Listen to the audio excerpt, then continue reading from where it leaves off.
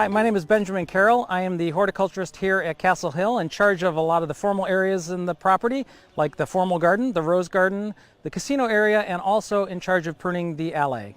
So today I'm going to show you a little bit about how we can manage the alley so that it doesn't get overgrown like it has in the past. One of the things we really have to be careful of is in order to maintain the aesthetic design value of this feature is to make sure it doesn't get too big, and in that we need to prune and maintain the shape and the size. So one of the things we really need to think about too is any hedge should have a bit of an A shape to it. So that means kind of a slope, narrower at the top, wider at the bottom.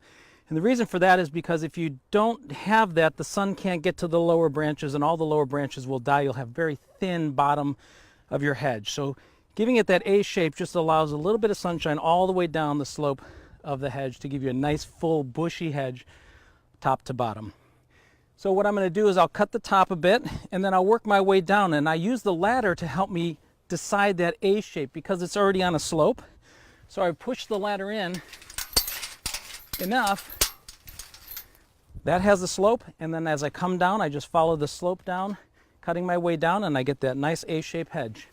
One thing that's really important to think about is the fact that the hedge, as it were, is not on an even platform or an even ground. So it has to undulate with the ground. So what we do is we take a measuring stick that's 11 feet, and then that I can mark along the way. Every time I make a cut, I use this as the guide, and then the whole top of the hedge undulates with the property or with the ground. So I just put that into the middle of the hedge to give me an idea about height. Once it hits the ground, I know that that's the height I need for the hedge to be. So I'll go ahead and work my way through this particular tree. One at a time we'll do it, and just cutting off parts, cutting off pieces that makes the height the correct height.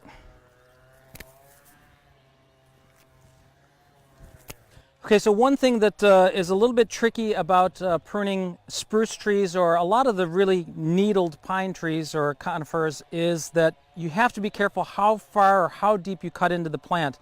If you go into old wood or wood that's more than, say, 2 years old, you have to be very careful because it doesn't always have buds to push new growth from.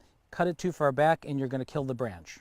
So what you need to know is what a bud looks like so you can know where to cut back to, or what makes sense. So if you can see on this stem here, this is all of last year's growth. That's 1 year growth. So you can see how long that is. It's quite a lot of growth for 1 year. And along the sides, you can see these little orange nubs. Those are the buds, and those are okay to cut back to because that's where new growth will come from. If you go back into very old wood, you won't see those buds along the stems. So you have to be very careful about how far you cut. So if I'm going to cut the height of the tree to a certain height, I want to make sure that there's a bud underneath. And you can see right there, there's a bud, so I could safely cut to that point, knowing that that bud's going to push out new growth. You can do the same for these side ones so that we're getting the same even cut all the way along.